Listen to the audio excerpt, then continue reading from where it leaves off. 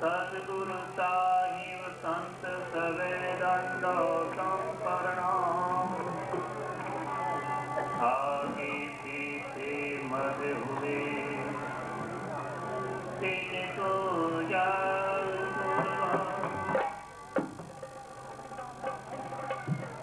दंडोतम गोविंद गुरु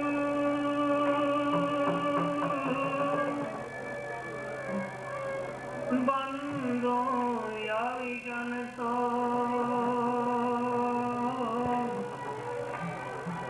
पहले होए प्रणाम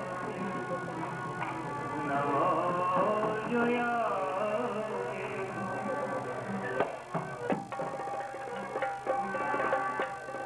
सतगुरु तारी बंदगी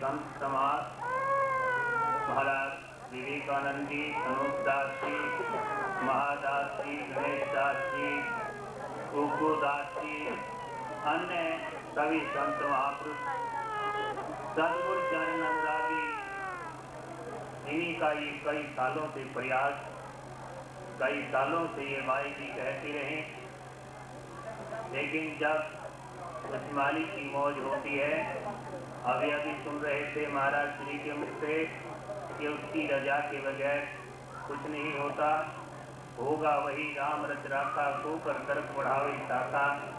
तो बहुत ही दिनों से यहाँ भाई जी का प्रयास, भाई जी कहते रहे, तो आज वो दिन आप सब भक्तों के हम दर्शन कर रहे हैं, संत महापुरुषों के दर्शन कर रहे हैं, महापुरुषों की मुखारबिंद से अमृत में वचन सुन रहे हैं।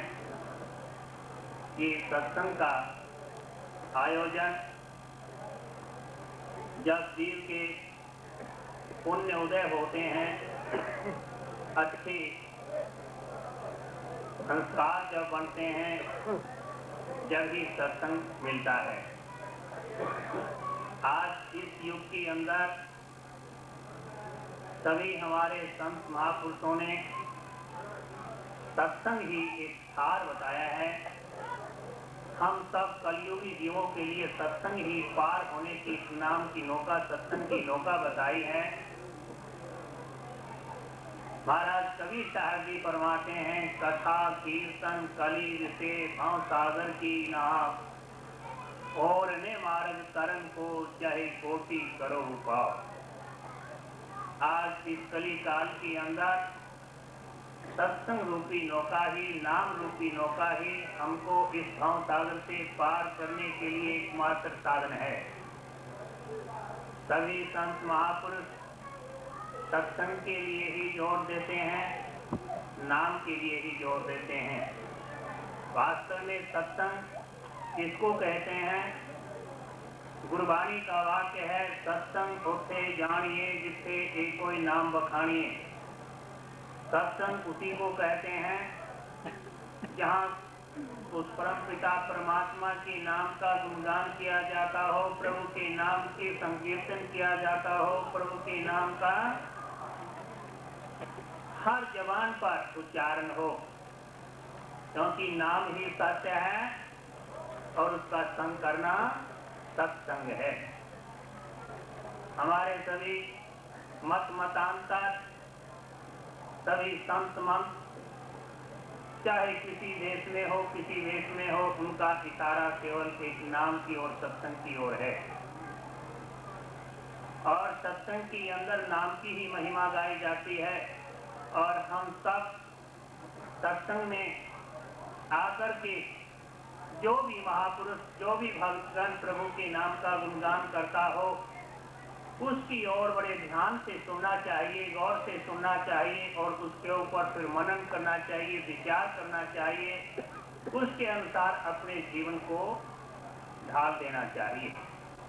श्रवण, मनन, निध्यासन, ध्यान से सुने, उसके ऊपर विचार करें, मनन करें, निध्यासन, उसके अनुसार अपने जीवन को बदल दें, तो हमारा ये जीवन सफल हो सकता है, हमारा मानव का चोला सार्थक हो सकता है। याद रखो, अभी अभी इतनी अच्छी ही ढंग से हमारे एक पूर्व वक्ता बोल रहे थे, श्री महाराज जी ने 2 शब्दों द्वारा आपको बड़े अच्छे ढंग से गुरु महाराज की महिमा, उस परम पिता परमात्मा की महिमा का वर्णन किया। वास्तव में उस परमात्मा की रचाई हुई रचना हम सब बैठे हैं। दुनिया के अंदर नाना प्रकार के कार्य, नाना प्रकार के खेल तमाशे जो कुछ हो रहे हैं, आज हर चीज की मौजूदगी के अंदर भी सब सुख सुविधा होते हुए भी मानव कितना दुखी है। क्यों दुखी है? कि अपने उस कुल मालिक से ये दूर हटा हुआ है, प्रभु के नाम से ये दूर हटा हुआ है, प्रभु के नाम को विसारा हुआ है और अपने आप को भी विसारा हुआ है। अपने आप को भी भूला बैठा है कि मैं कौन हूँ, कहाँ से आया हूँ, क्या मैं कर रहा हूँ, क्या मैंने करना चाहिए, ऐसा विचार एकांत में बैठ कर के कभी भी नहीं करता। आपस में रिश्तेदार, मित्र, प्यारे, सगे संबंधी आपस में बैठ के वार्तालाप भी करते हैं, तो क्या करते हैं? किसी ने किसी से पूछा तेरा परिवार कितना है, किसी ने किसी से पूछा तेरा बच्चों बवाल कितना है, किसी ने किसी से पूछा तेरा धनमाल कितना है, मगर किसी ने किसी से ये ना पूछा कि तेरा उस प्रभु से प्यार कितना है। आपस में सभी बैठ करके रिश्तेदार, मित्र, प्यारे भाई, बंधु एक दूसरे की दुनियावी घाटे नफे की हर कोई सोचते हैं, दुनियावी माया की बारे में खूब विचार करते हैं, धन दौलत कमाने के लिए बहुत नाना प्रकार के प्रयास करते हैं, नाना प्रकार के यत्न करते हैं, लेकिन कभी एकांत में बैठ करके अपने उस परम पिता परमात्मा के लिए कभी ऐसा विचार कोई विरला ही करता होगा। ऐ परम पिता परमात्मा, ऐ मालिक, तू कहाँ है? ऐ दुनिया के बनाने वाले, इस खेल को रचने वाले, तू कहाँ है? जरा दर्शन तो दे। कितनी बार ये प्राणी, कितनी बार धन वाला, कितनी बार मित्रों वाला, सगे संबंधी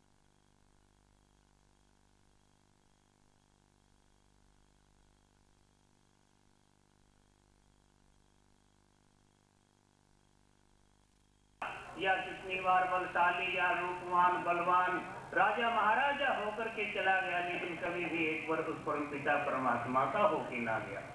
इसीलिए इसको नाना प्रकार के दुख उठाने पड़ते हैं। तो संत महापुरुष हमारे को इशारा करते हैं, है प्राणी, अब तू मानव के जामे में आया है, मानव के शरीर में आया है, तो अब अपने उस कुल मालिक से मिलने का तेरा यही अवसर है। गुरबानी का वाक्य है, भाई प्राप्त मानुष की देहरिया, गोविंद मिलन की तेरी भरिया। तेरे को मानस की देही मनुष्य का शरीर मिला है, गोविंद मिलने की यही बारी है, यही समय है, यही टाइम है, यही वक्त है, फिर नहीं। क्यों कि फिर भोग योनि के अंदर इस मानव के शरीर से छूट करके हमारी आशा कहाँ होगी? हर किसी के अंदर अपने आप बैठ के आप में आप ही देखें कि हमारी तवज्जो, हमारी लगन, हमारी ख्वाहिश कहाँ है। जहाँ पर आशा होगी, जहाँ हमारी ख्वाहिश होगी, जहाँ हमारी तवज्जो, हमारी लगन होगी, वहीं पर हमारा वासा हो जाएगा, पुनराम उसी जगह पर वास हो जाएगा। इसलिए संत हमारे को जागृत करते हैं। जैसे इन भक्तों ने क्या नाम लिखा है वाला यहाँ इसका जागृत मंच, मानव चेतना, मानव चेत जा, चेत प्यारे आप आपको चेत, निज आनंद में जागृत हो जाए इस जगत जाल को से। ऐ प्यारे, ऐ मित्रों, तू अपने आप को चेत, निज आनंद के अंदर। निज किसको कहते हैं? सभी यहाँ पर पढ़े लिखे बैठे हैं। निज का मतलब है अपना, अपने आनंद में कि जागृत हो जा, अपने आनंद को देख, अपने सुख को पाल, अपने सुख के लिए प्रयास कर। देखिए, हम दूसरी दुनिया की चीजों में सुख प्रतीत करते हैं, दुनिया के भोगों के अंदर आनंद मानते हैं, दुनिया के भोग पदार्थों के अंदर और कितने नाना भौतिक चीजों के अंदर हम सुख मानते हैं जो दूसरी है, पराये हैं। और वो जो पराई चीज होगी वो कितने दिन साथ देगी, बस वो एक दिन छूट जाएगी, तो हमारा आनंद भी छूट गया।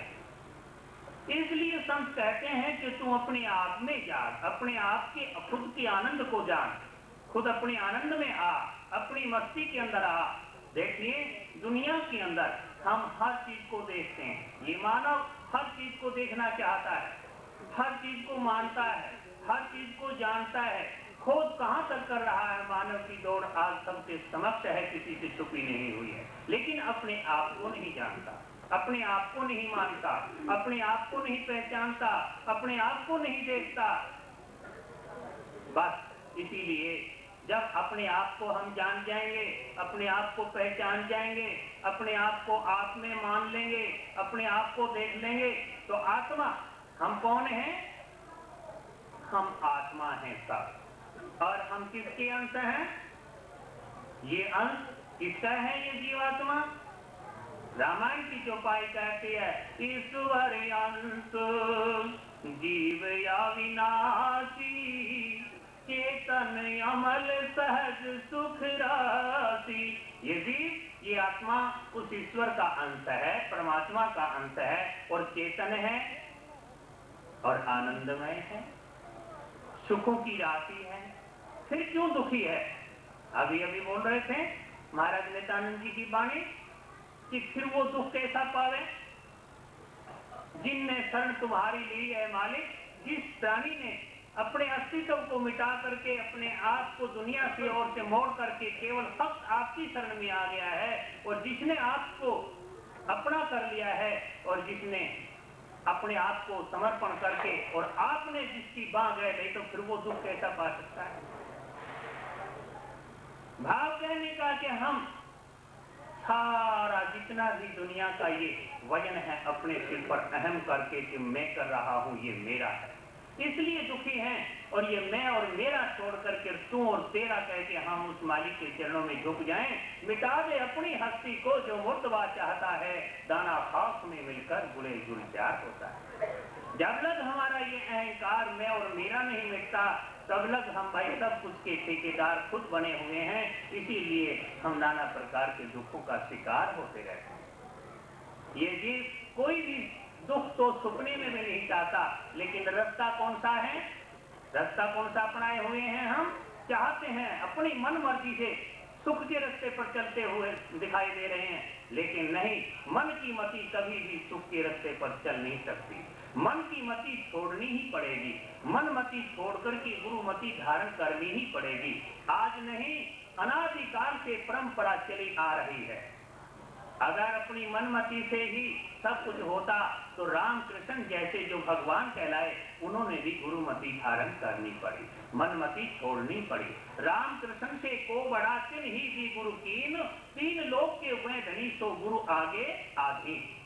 जो तीन लोग के धनी कहलाए वो भी गुरु के आगे नीवे हुए झुके, वो भी गुरु के आगे बंदगी करके। राम जी बार बार पूछ रहे हैं वशिष्ठ जी से, हे भगवान, हे गुरुदेव, कि मेरे को ये बताओ कि जीवन मुक्त कैसे हो सकता है। और बार बार राम को गुरु वशिष्ठ जी, जो वशिष्ठ के अंदर पढ़े लिखे हैं, बार बार वो समझा रहे हैं, बार बार गुरु के आगे अधीन होकर के वो प्रश्न कर रहे हैं, गुरु उनको समझा रहे हैं। तो इसलिए कि हमने उन महापुरुषों की परंपरा के अनुसार भी चलना चाहिए।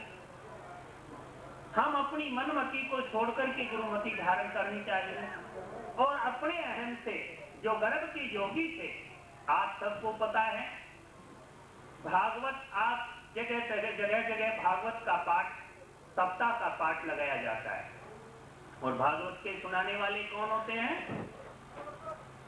राजा परीक्षित को भागवत सुनाई किसने? श्री सुखदेव जी ने। और वो 7 दिन की भागवत सुनाई। 7 दिन के अंदर राजा परीक्षित की मुक्ति हो गई, मोक्ष हो गए। लेकिन ये विचार करो कि सुखदेव जी भी तो किसी की शरण गए होंगे ना। गर्भ के योगी थे और सुखदेव जी ने गर्भ में वचन भराए थे कि मेरा माया पीछा ना करे तो मैं गर्भ से बाहर आ सकता हूं, वरना नहीं। कथा लंबी है, उस साइड में ना जाकर के थोड़ा सा सारांश बताते हैं। भाव चल रहा है गुरु मन मति त्याग करके गुरु मति धारण करने का, कि ऐसे ऐसे योगियों ने भी गुरु को धारण करना पड़ा। गर्भ योगेश्वर गुरु बिना लाजो हर की सेव, कहें कबीर बैकुंठ से तो फेर दियो सुखदेव।